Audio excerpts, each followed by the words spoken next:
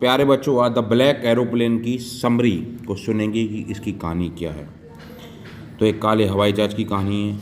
अब वो एक लेखक है, वो अनुवाद कर रहा है। चंद्रमा मेरे पीछे पूर्व की ओर से आ रहा था। चंद्रमा उसके पूर्व की ओर से आ रहा था। उसे ऐसा लग रहा था सितारे सिर्फ आकाश में मेरे ऊपर चमक रहे थे। आकाश में एक बादल भी नहीं था, यानी एक भी बादल मेघ नहीं था। मैं नींद की अवस्था में निद्रित ग्रामीण क्षेत्र के ऊपर से और होकर भी बेचैन था। मैं अपना पुराना डकोटा हवाई जहाज फ्रांस के ऊपर से उड़ा कर वापस इंग्लैंड ले जा रहा था। मैं अपनी छुट्टियों के स्वप्न देख रहा था, अपने परिवार के साथ मिलने की उत्सुकता से प्रतीक्षा कर रहा था। मैं उस घड़ी को मैंने देखा तो रात के कितने बजे थे? 1:30 थे। मुझे पेरिस के कंट्रोल रूम से शीघ्र ही बात करनी चाहिए, मैंने सोचा। मन ही मन मैंने सोचा। जैसे ही मैंने हवाई जहाज की नाक के समीप के नीचे देखा तो मैं अपने सामने एक बड़े शहर की रोशनियों को देखा। तो उसके सामने एक बहुत बड़ा शहर था जहाँ पे वो रोशनियों से जगमगा रहा था।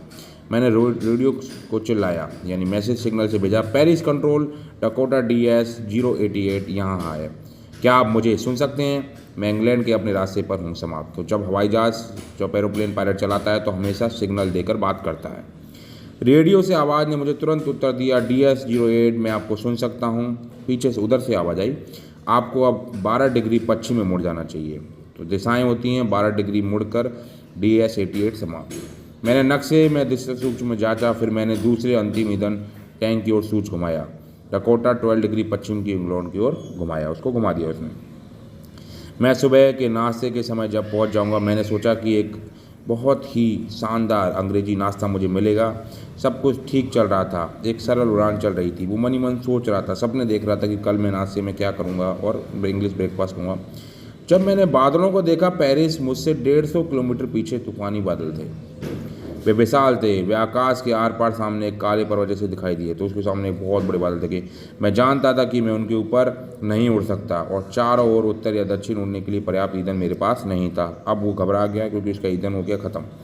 मुझे पेरिस वापस जाना था। मैंने सोचा कि तू तो घर तो जाना चाहता है, मैं उस सुबह नाश्ते को लेना चाहता था।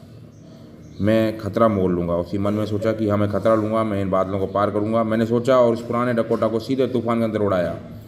बादलों के अंदर प्रत्येक चीज़ अचानक काली हो गई। हवाई जहाज के बाहर कुछ ही देख पाना संभव नहीं था, परंतु हवाई जहाज उछला, इधर उधर गिरा और हवाई जहाज इधर उधर गिरा। मैं जो दिशा सूचक यंत्र उसकी तरफ देखा, मैंने अपनी आंखों में विश्वास नहीं कर सका और गोल गोल घूम रहा था। यह खराब हो गया था, दिशा सूचक यानी खराब हो गया। और मैंने रेडियो पर प्रयास किया, मेरे पीछे आओ। अब उसे पेरिस कंट्रोल वो चिल्लाने लगा। वहाँ उससे कोई उत्तर नहीं आया। रेडियो भी ख़राब हो चुका था। मेरे पास न रेडियो था न दिशा सूचक था। मैं देख नहीं सकता था। मैंने कहा, मैं तूफान खो चुका था। फिर काले बादलों मेरे काफ़ी समीप मैंने दूसरे हवाई जहाज को देखा। अब मुझे एक हवाई जहाज दिख रहा था दूसरा। उस पंखों में कोई रोशनी नहीं थी, किंतु मैं तूफान के नीचे अपने आगे उड़ते देख सकता था। मैं विमान चालक को मेरी घूमते हुए चेहरे को देख सकता था। मैं दूसरे व्यक्ति को देखकर बहुत प्रसन्न था। एक हाथ उठाया और मैंने उसे हाय कहा। मेरे पीछे आओ, उसने कहा। वह कह रहा था, यानी इशारों में उसने कहा मुझे पीछे आओ। आवाज़ तो नहीं सुन सकते, लेकिन इशारों में। वह जानता था कि मैं खोया हूँ। मैंने सोचा कि वह मेरी सहायता करने का प्रयास कर रहा है। उसने अपना हवाई जहाज उत्तर में मेरे डकोटा के सामने घुमाया ताकि मेरे पीछे चलना आसान हो गया। मैं आज्ञाकारी बालक की तरह उसकी बातें मानने लगा।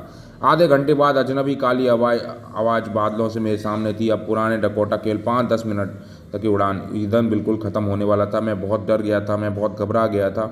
अचानक बादलों से बाहर आया और मैंने रोशनी की 2 लंबी सीधी लाइन, और मैं उन काले बादलों को पार कर चुका था। एक हवाई अड्डा में सुरक्षित था। मैं काले हवाई जहाज वाले अपने मित्र को देखने के लिए मुड़ा, लेकिन वहाँ आकाश खाली था, वहाँ कोई भी नहीं था।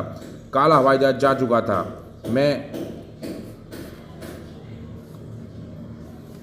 मैं चारों तरफ देख रहा था। मैंने नीचे उतरा, नियंत्रण कक्ष में पूछा। डकोटा के बाहर चलने वाले मुझे अफसोस था। मैंने सोचा कि उस कर्मचारी को मुझे धन्यवाद देना चाहिए। वो दूसरा फ्लाइट कौन था? धन्यवाद कहना चाहता था। उसने मेरी अजीब तरीके से देखा, फिर हंसने लगी। उस लेडीज ने जो दूसरे हवाई जहाज वहाँ पे थी, रिसेप्शन से। दूसरा हवाई जहाज ऊपर इस तूफान में आपके अन्य कोई हवाई जहाज नहीं उड़ रहा था। तुम वहाँ एकमात्र थे, रडार पे देख सकते हैं। यहाँ तुम सुरक्षित आ चुके हो। तुम्हारे पास दिशा सूचक था, ना रेडियो था, न ईंधन था। फिर भी मैं आसानी से वहाँ लैंड कर सका। मन ही मन सोच रहा था कि वो दूसरा व्यक्ति कौन था। क्या मेरी कल्पना थी या वह सचमुच कोई भगवान मेरी मदद करने आया था? ये सवाल आपके लिए है। पार्ट कैसा लगा, अच्छा लगा, इसके क्वेश्चन आंसर को अच्छे से याद कीजिए, समरी को दोबारा पढ़िए। Thank you very much.